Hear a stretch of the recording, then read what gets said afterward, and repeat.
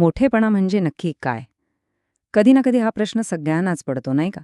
तर आज आपण याच मोठेपणाचा खरा अर्थ समजून घेणार आहोत, पण तोही एका भलत्याच गमतीशीर गोष्टीतून. ही एक अशी गोष्ट आहे जी आपल्याला हसवेल आणि त्याचवेळी खूप काही शिकवूनही जाईल. चला तर मग सुरू करूया. तर गोष्ट सुरू होते एका विचित्र परिस्थितीतून, जिथे एक असा काही प्रश्न विचारला जातो ज्याची कुणी कल्पनाही केली नसेल. विचार करा, रात्र झालीये, पोलीस आपली नेहमीची गस्त घालत आहेत आणि आणि इथेच कथेला खरी सुरुवात होते. पोलिसांना रस्त्यात एक माणूस दिसतो जो पूर्णपणे प्यालेला असतो, पण तो त्यांच्यासोबत यायला तयारच नसतो.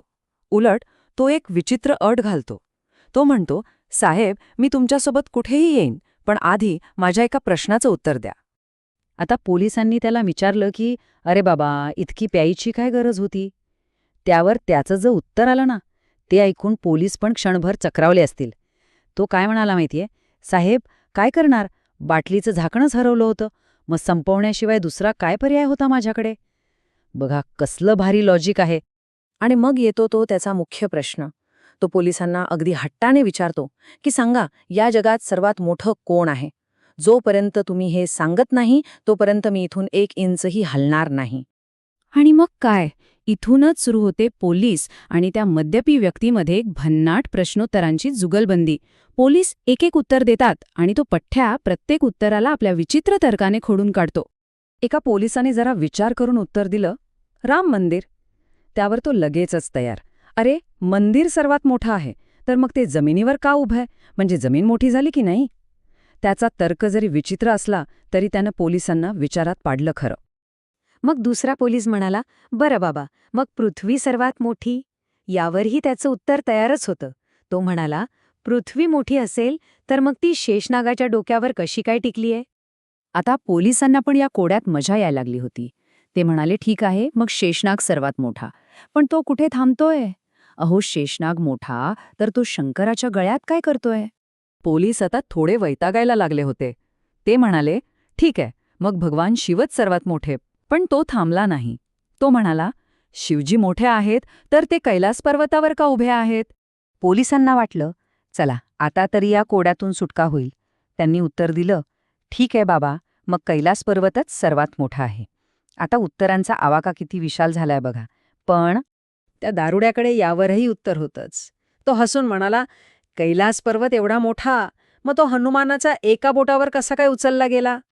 आता मात्र पोलीस जवळजवळ हरले होते. त्यांनी शेवटचा प्रयत्न म्हणून म्हटलं, ठीक आहे, मग हनुमानजी मोठे आहेत. यावर त्याने शेवटचा बॉम्ब टाकला आणि म्हणाला, हनुमानजी इतके मोठे, मग ते प्रभुरामाच्या पाया का पडले? या प्रश्नानंतर पोलीस पूर्णपणे थकले होते. त्यांच्या लक्षात आलं की या तर्कवितर्काच्या चक्रातून काही सुटका नाही. आता या कथेचा शेवट जवळ आला होता. शेवटी वैतागून एका पोलिसाने अक्षरशः हात जोडले आणि विचारलं, अरे बाबा, मग तूच सांग, कोण आहे सर्वात मोठं? म्हणजे त्यांनी एक प्रकारे हारच मानली.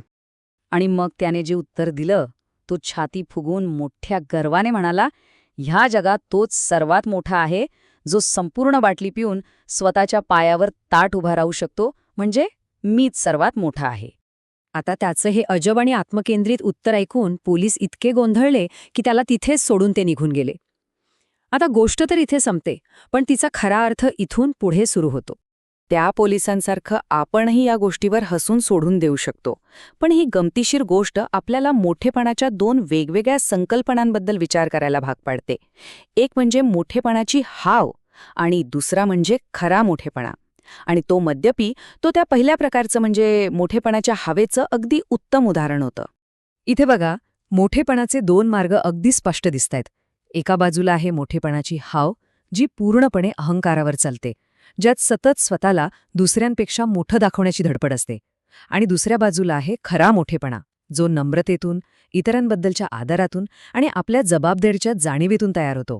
ज्या लोकांना मोठेपणाची हाव असते ना, ते सतत अहंकार आणि प्रदर्शनाच्या मागे लागलेले असतात.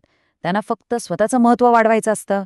ते स्वार्थी असतात आणि वास्तवापासून पूर्णपणे भरकटलेले असतात, अगदी त्या दारुड्यासारखे, ज्याला स्वतःच्या पलीकडे जगात काहीही मोठं दिसत नव्हतं. तर मग प्रश्न असा आहे की खऱ्या मोठेपणापर्यंत पोहोचण्याचा मार्ग नक्की कोणता?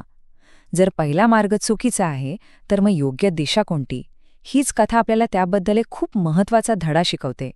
हे समजून घेणं खूप महत्त्वाचं आहे की जेव्हा एखादी व्यक्ती मोठेपणाच्या हवेच्या मागे धावते तेव्हा तिच्या आयुष्यात राग, असमाधान आणि नात्यांमध्ये कटुता येतेच येते. कारण ही एक अशी शर्यत आहे जी कधीच संपत नाही आणि ज्यात समाधान नाही, फक्त थकवा आहे. तर मग खरा मार्ग कोणता? तो खरं तर खूप साधा आहे. मोठेपणाच्या मागे धावण्यापेक्षा आपलं जे काही काम आहे ते प्रामाणिकपणे आणि पूर्ण कौशल्याने करत राहणं. असं केल्यावर मोठेपणा स्वतःहून आपल्याला शोधत येतो. एक गोष्ट कायम लक्षात ठेवली पाहिजे. विकत घेतलेला किंवा जबरदस्तीने मिळवलेला मोठेपणा हा काचेच्या भांड्यासारखा असतो. तखलादू, कधीही फुटू शकतो. पण जो मोठेपणा आपल्या कामामधून आणि चारित्र्यातून कमावला जातो तोच खरा असतो आणि तोच कायम टिकतो. आणि शेवटी हा प्रश्न आपल्या सगळ्यांसाठी आहे. आपण कोणत्या मोठेपणाच्या शोधात आहोत? त्या दारुड्यासारख्या अहंकारी आणि तात्पुरत्या मोठेपणाच्या मागे धावतोय की प्रामाणिकपणाने आणि नम्रतेने मिळणाऱ्या खऱ्या मोठेपणाच्या शोधात आहोत? यावर विचार करायला हवा.